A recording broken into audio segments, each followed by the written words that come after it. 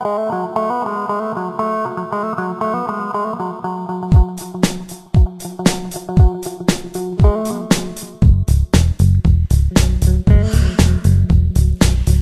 من الان خیلی هیجان زدم. عروسی گندم دخترمون. همگی تشریف بیارین، خیلی خوشحالمون میکنین. از آوردن کوچولوی عزیزم دریغ نکنین. منتظر همتون هستیم.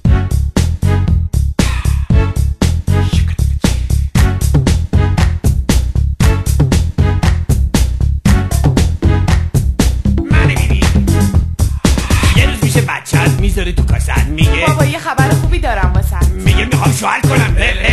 بچه چقدر کوتاهیه. زر جقه نیستم بابا خان، 20 سالمه. دوماد بیاد برا جون دزد مالمه. زنم دلش میره میگه رومانتیکه. بیا برو ببینیم پسر آنتیکه. اصلا پسر تام کروز تیکه با من که دختر نیبردم از سر راه. آخرش خواستگار هول نکنین، تو 18 قدم خودی پل نکنین. چرا باید خوشحال باشم من گور به گور دو دستی تقدیمش کنم به این نده اون. میگن دخترش که باباشه میخواد یه آن بیگون نباشه. پس دختر من چرا داره میره راهی که میره خیلی دوره. خونه بیون چه سوت و کوره. دل من بیون یه کبیره از غصه نورش میره.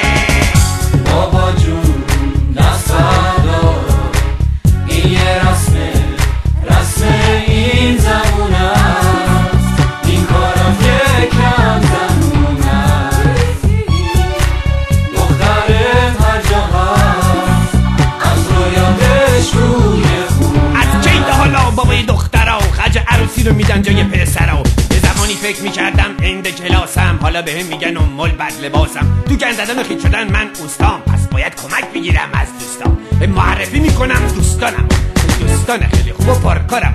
مدبر و کامبیز آبدارچی و خلج، با اینا میکنیم حتی میرو فرج. لطیفی که خیلی مرد حساب دارمه، این گندم این خانومم سابکارمه. خودم پدر عروسم با این حال زارم این زام پسر کوچیکم که خیلی آرتیسته. زبل تیز و زبرز دارن نمراشم 20.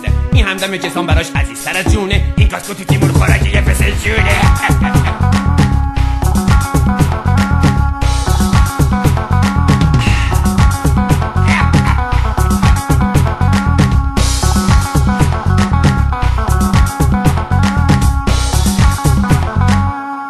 مجلس برات میگیرم تو پتو، با ساز و ضرب خودتو بزن بکو.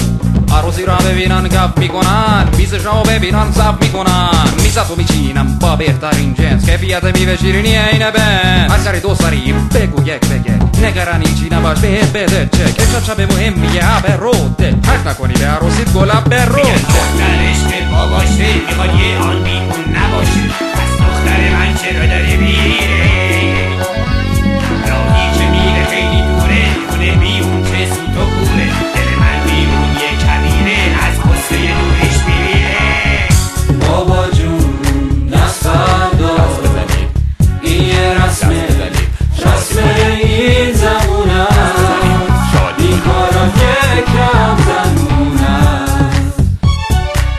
دخترت هر جا هست از رویادش روی خون است.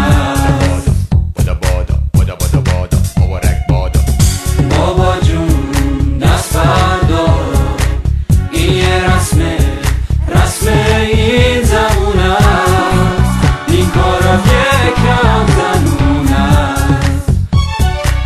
دخترت هر جا هست از رویادش روی خون است.